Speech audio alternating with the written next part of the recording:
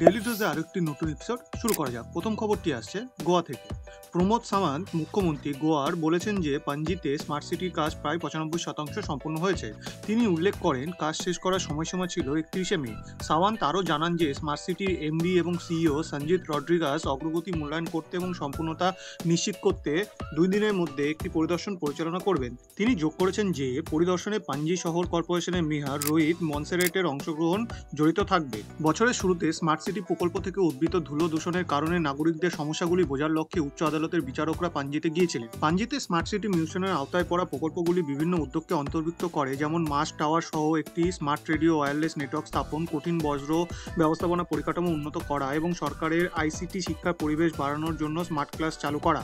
পরবর্তী খবরটি আসছে কোয়েম্বাটোর থেকে। কোয়েম্বাটোর সিটি মিউনিসিপ্যাল কর্পোরেশন শহরে 5টি অঞ্চল জুড়ে বৃক্ষরোপণ কার্যক্রম শুরু করার ঘোষণা দিয়েছে। নাগরিক সংস্থার পক্ষ থেকে বলা হয়েছে যে এই উদ্যোগের জন্য 265টি স্থান পাবলিক পার্ক এবং ওপেন স্পেস রিজার্ভেশনের জমিগুলিকে অন্তর্ভুক্ত করা হয়েছে। গ্রিন তামিলনাড়ু মিশন প্রকল্পের অংশ হিসেবে সিসিএমসি কমিশনার এম শিবগুরু প্রভাকরণ সোমবার দক্ষিণ জোনের কুরিচি হাউজিং ইউনিটের কাছে প্রচারের উদ্বোধন করেন। এটি প্রকাশ করা হয়েছিল যে মোট 10,200টি গাছের চারা রোপণ করার জন্য নির্ধারিত রয়েছে। শহরের সীমানার মধ্যে পরিবেশ এবং প্রাকৃতিক সম্পদ রক্ষার জন্য বিভিন্ন প্রচেষ্টা চলছে। প্রাথমিক পর্যায়ে পৌর পার্ক, ওএসআর জমি, পুকুরের পাড়, হ্রদ এবং অন্যান্য সমন্বিত প্রায় 264টি স্থানে বেম্বু, পুভারাসান, পুঙ্গান এবং নওয়াল গাছের মতন জাতসহ মোট 10,123টি গাছ রোপণ ও রক্ষণাবেক্ষণ করা হবে। পূর্বে কমিশনার শহরের পূর্ব অঞ্চলের TWAW বোর্ড কর্তৃক সম্পাদিত ভূগর্ভস্থ ড্রেনেজের কাজগুলি পরীক্ষা করেছিলেন। মূল্যায়নে জেলা কালেক্টরেট অফিসের কাছে স্যানিটারি কর্মীদের দ্বারা পরিচালিত ইউজিডি মেশিনের গর্ত সংক্রান্ত পরিচ্ছন্নতার কার্যক্রম পর্যালোচনাও জড়িত। পরবর্তী খবরটি আসছে তামিলনাড়ু থেকে। মেট্রো রেল রুট এবং স্টেশনগুলির জন্য বিশদ প্রকল্প প্রতিবেদন পারান্দুরে পরিকল্পিত পুনামল্লি থেকে গ্রিনফিল্ড বিমানবন্দর 2024 সালের শেষ নাগাদ সম্পূর্ণ হবে, কারণ এটি প্রস্তুত করার জন্য সর্বনিম্ন দরদাতা চিহ্নিত করা হয়েছে। এটি প্রকাশ করা হয়েছিল যে RV Associates Architect Engineers and কনসালটেন্টকে সর্বনিম্ন দরদাতা ঘোষণা করা হয়েছে। একবার চুক্তি স্বাক্ষরিত হলে ফার্মটি মেট্রো লাইনের সম্প্রসারণের জন্য ডিপিআর প্রস্তুত করবে, যা 19টি স্টেশন সহ প্রায় 43.63 কিলোমিটার কভার করবে। একজন আধিকারিক উল্লেখ করেছেন যে এটি ডিপিআরে বলা হয়েছে যে লাইনটির দৈর্ঘ্য, করিডোরের ধরন, স্টেশনের সংখ্যা এবং অবস্থান, মোট খরচ, প্রথম এবং শেষ মাইল সংযোগ অন্তর্ভুক্ত করে লাইন সম্পর্কে বিস্তৃত বিবরণ অন্তর্ভুক্ত করা হবে। 107.12 বিলিয়ন রুপির রূপরেখার জন্য দেওয়া হবে। একজন কর্মকর্তা আরও ব্যাখ্যা করেছেন যে ডিপিআর চুক্তির 6 মাসের সময়সীমা ছিল। ফেজ 2 এর 26.1 kilometre light house Poonamallee bypass corridor 2025-এর আগে আংশিকভাবে খোলার প্রত্যাশা করা হয়েছে। পরবর্তী খবরটি আসছে চেন্নাই থেকে। চেন্নাইয়ের কাছে ম্যাপেডুতে ভারতের প্রথম মাল্টিমোডাল লজিস্টিক পার্ক, যা 12 বছর আগে ধারণা করা হয়েছিল, তা রিলায়েন্স ইন্ডাস্ট্রি জুন মাসে নির্মাণ শুরু করবে।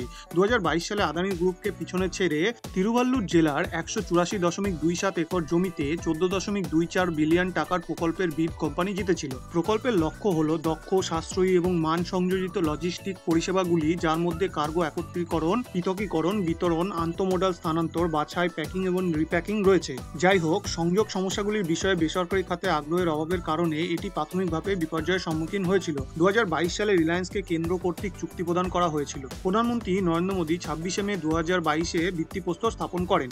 তা সত্ত্বেও বিভিন্ন সমস্যা, যেমন স্থানীয় গ্রামগুলিতে রাস্তার অ্যাক্সেস নির্মাণ শুরু করতে বিলম্ব ঘটায়। তারা উল্লেখ করেছেন যে এই সমস্ত সমস্যাগুলি এখন সমাধান করা হয়েছে এবং জুন মাসে নির্মাণ শুরু হওয়ার কথা রয়েছে। আজকে শেষ খবরটি আসছে উত্তরপ্রদেশ থেকে।